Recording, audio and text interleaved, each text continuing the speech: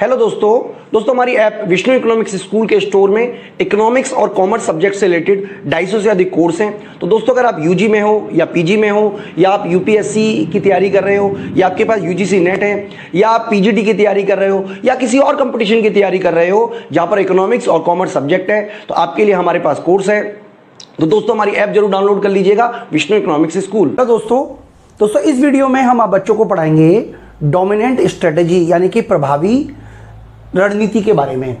तो प्रभावी रणनीति या आप कह सकते हो प्रमुख रणनीति, आप कुछ भी बोलो लेकिन इससे इंग्लिश में डोमिनेंट स्ट्रेटेजी ही बोलते हैं।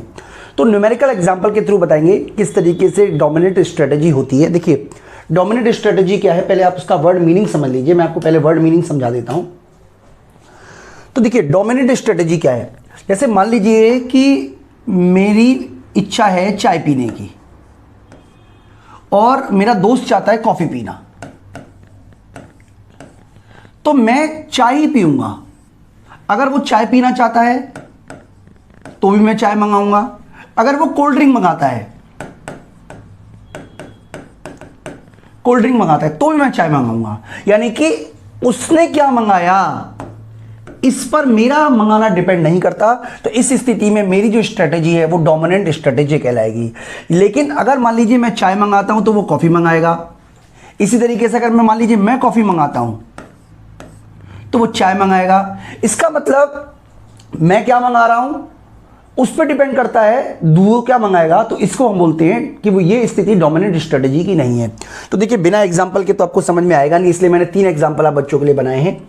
तो एक प्रमुख रणनीति ऐसी स्थिति है जिसमें एक खिलाड़ी के पास बेहतर रणनीति है चाहे प्रतिद्वंदी कोई भी रणनीति चुने। तो देखिए ये हम आपको सबसे पहले एक यही वाला आपको पहले एग्जांपल करा रहे हैं। तो हालांकि बच्चों ये नोट्स हमने बनाए हुए हैं और ये सारे के सारे नोट्स, काफ़ी सारे नोट्स हैं। देखिए अगर आप देखेंगे तो काफ़ी सारे नोट्स हैं, ये सारे के सारे जो गेम थ्योरी से रिलेटेड ही हैं।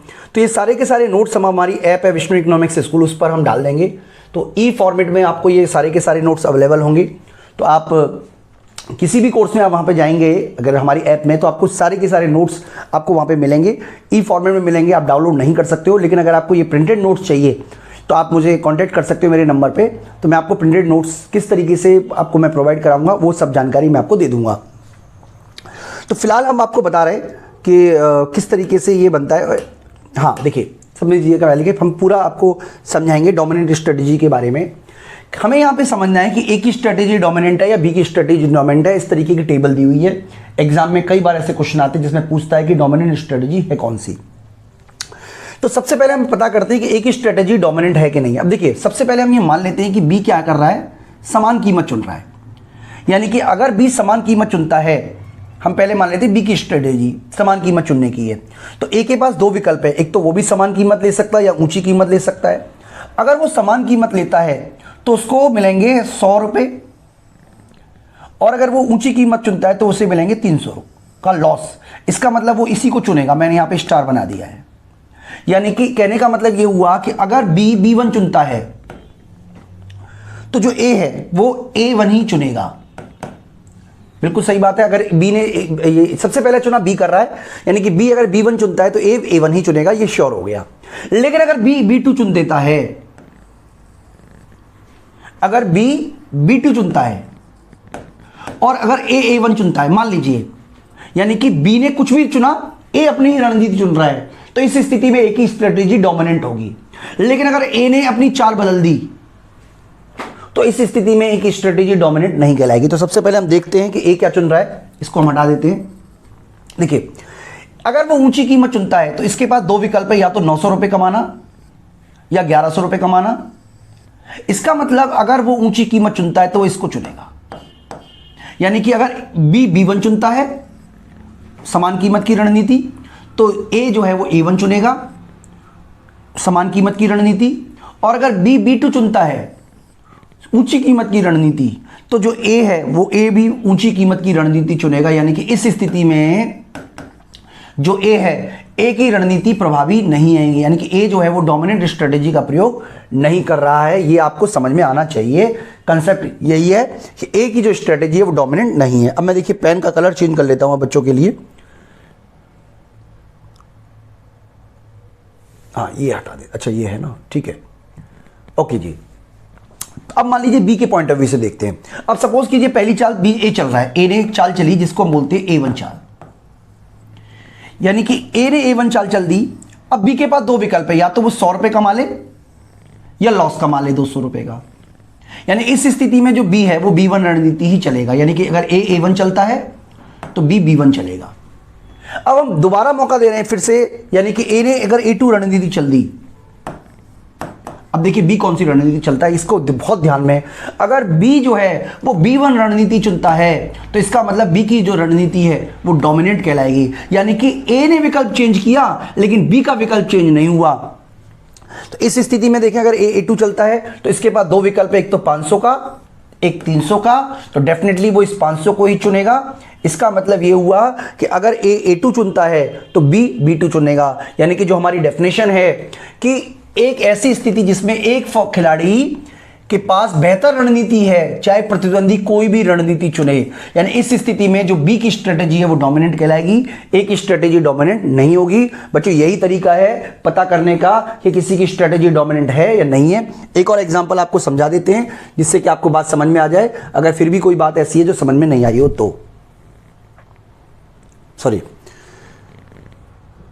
ओके बच्चों, देखिए ये हम एक और रणनीति है वो भी समझ लेते हैं बहुत ही सिंपल तरीके से। बच्चों यहां पर देखिए क्या है, फिर से एक टेबल बनाई हुई है और हमें बताना है कि ए की रणनीति डोमिनेंट है या बी की रणनीति डोमिनेंट है। तरीका वही है, सबसे पहले हम बी को मौका देते हैं।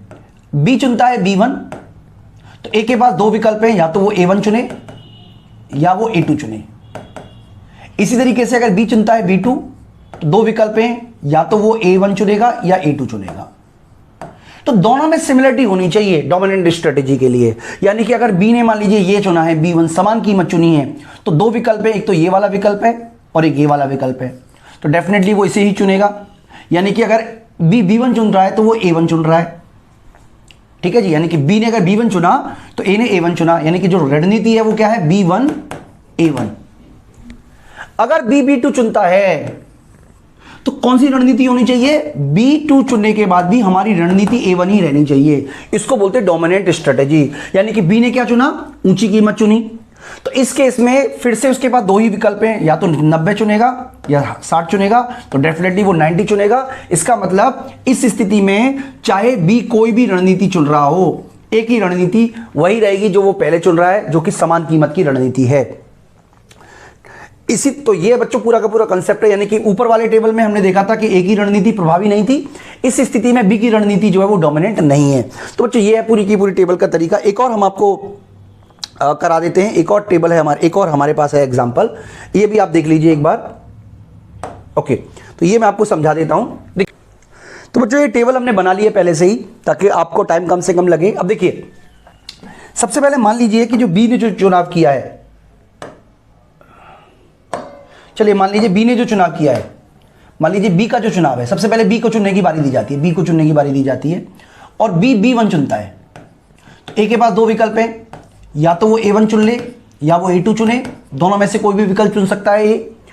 यानी कि अगर वो ये देखिए ये वाला जो है 40 का प्रॉफिट या 60 का प्रॉफिट, तो डेफिनेटली वो A2 चुनेगा। यानी कि अगर ये B1 चुन रहा है तो A2 चुनेगा, यानी कि B1 A2, ये रणनीति हो गई पहली।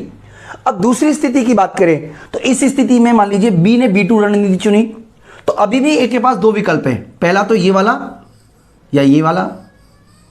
तो इस स्थिति में अगर बी B2 चुनता है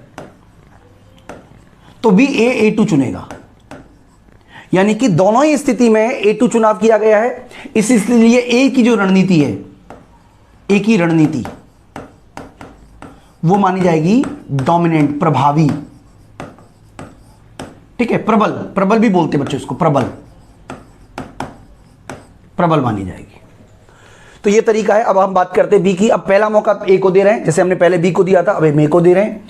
अगर ए ने A1 चुनी, अगर ए ने A1 रणनीति चुनी, मान लीजिए ए ने A1 रणनीति चुनी, तो बी के पास दो विकल्प है, या तो वो B1 चुने या वो B2 चुने, बिल्कुल दो विकल्प है ए के पास में।